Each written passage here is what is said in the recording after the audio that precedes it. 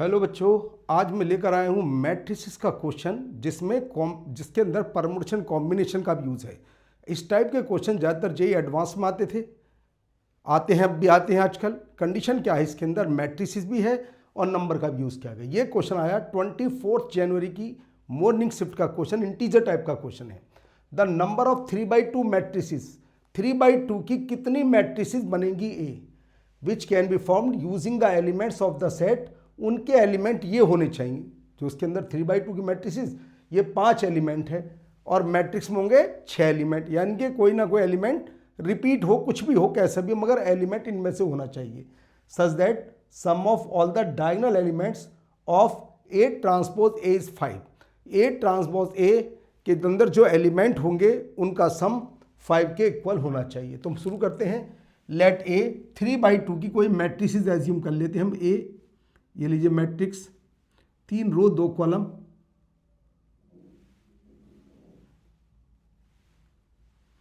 x1 x2 x3 x4 x5 x6, ये आ गई जी 3/2 order की मैट्रिक्स। 3/2 ऑर्डर की मैट्रिक्स आ जाती है जी अभी। अब इसका मुझे चाहिए ट्रांसपोज AT, तो ट्रांसपोज होगा 2/3 ऑर्डर का। ये लीजिए होगा इसका ट्रांसपोज, ऑर्डर हो जाता है 2/3। पहले रो को पहले कॉलम लिखेंगे x1 x4, सेकंड रो को सेकंड कॉलम x2 x5, और ये थर्ड रो को थर्ड कॉलम x3 x6। ये बन जाता है जी ट्रांसपोज। तो जब मैं AT और A का मल्टीप्लाई करूंगा तो मेरे पास मैट्रिक्स आएगी 2/2 की, स्क्वायर मैट्रिक्स आएगी मेरे पास। स्क्वायर मैट्रिक्स आएगी AT, उसके डायगोनल एलिमेंट के सम की बात कर रहा है। तो मुझे डायगोनल से मतलब है, और किसी से मेरा कोई जब भी डायगोनल निकालो 1/1 2/2 3/3, ये एलिमेंट होते हैं डायगोनल के। पहली रो का पहले कॉलम में, दूसरे रो का दूसरे कॉलम में, और तीसरे रो का तीसरे, ऐसे निकाला जाता है। अब मैं निकालने जा रहा हूं जी ATA, यहां लिख देते हैं जी ATA, मल्टीप्लाई कर रहा हूं x1 x2 x3 x4 x5 x6, ये मेरे पास मैट्रिक्स है A ट्रांसपोज, और ये मेरे पास मैट्रिक्स A है। ये लीजिए, ये A मैट्रिक्स है। A मैट्रिक्स के एलिमेंट हैं x1 x2 x3 x4 x5 x6। अभी हमने कोई दिमाग का काम तो किया ही नहीं है। ये 2/3 है और ये 3/2 है, दोनों का मल्टीप्लाई करेंगे तो क्या बन जाएगा 2/2। ये बनेगा जी 2/2। तो देखिए पहली रो का पहले कॉलम में मल्टीप्लाई, तो क्या आता है x1 square plus x2 square plus x3 square. ये क्या आएगा मेरा, इससे कोई इसका मल्टीप्लाई मैं करता ही नहीं। जब फर्स्ट रो का सेकंड में करूंगा तो ये आएगा, मैं मल्टीप्लाई नहीं कर रहा। अब सेकंड रो का करूंगा फर्स्ट में तो ये आएगा, ये भी बेकार है मेरे लिए। मुझे तो डायगोनल के एलिमेंट का सम निकालना है। जब डायगोनल का निकालना है तो डायगोनल की ही बात करूंगा, इसमें टाइम वेस्ट क्यों करूं। अब सेकंड रो का सेकंड कॉलम में ये आएगा जी x4 square plus x5 square plus x6 square. ये आ जाता है जी मेरे पास, ये आ जाते हैं मेरे डायगोनल के एलिमेंट। ये बन जाता है 2/2 का। तो मैंने कहा था अगर तुम्हें केवल डायगोनल के एलिमेंट चाहिए तो क्या करना है, पहली रो का पहले कॉलम में, दूसरी रो का दूसरे कॉलम में। अगर 2/2 की है, अगर मान लो 3/3 की है, पहले का पहले में, दूसरे का दूसरे में, तीसरे का तीसरे में, तुम्हारे पास ये आ जाता है। अब कहता है इन सभी का सम किसके इक्वल है जी, 5 के इक्वल। तो सबका सम 5 के इक्वल रखकर सिंप्लीफाई करता हूं। अभी तक तो ये क्वेश्चन चल रहा है केवल मैट्रिसेस का। अब इसमें परमुटेशन का यूज होने वाला है। अगर किसी ने कुछ भी छोड़ दिया तो पेपर होगा नहीं, तो सभी आर्टिकल करके जाने चाहिए। मिक्स क्वेश्चन आते हैं जो अच्छे लेवल के क्वेश्चन होते हैं, खासकर इंटीजर के क्वेश्चन। अब क्या उससे सम ऑफ डायगोनल एलिमेंट्स, इन सबको ऐड कर दीजिए तो आता है जी x1 square plus x2 square plus x3 square plus x4 square plus x5 square plus x6 square. ये लीजिए, ये 5 के इक्वल गिवन है, तो तुम्हें x1 x2 x3 x5 इनके सेट बनाने होंगे। ऐसी कितनी मैट्रिसेस बनेंगी जिनके स्क्वायर का सम 5 के इक्वल हो जाए।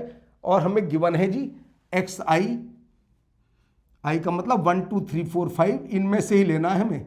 -2 -1 0 1 2, ये इसी में से सेलेक्ट करना है मुझे। -2 -1 0 1 2 रिपीट तो होगा ही होगा भाई। 6 एलिमेंट है और 5 मेरे पास, देखिए 6 x1 x2 x3 x4 और एलिमेंट मेरे पास 5 है। रिपीटिशन तो अलाउड है ही 100%। अब क्या करना होगा देखिए जरा कंडीशन को।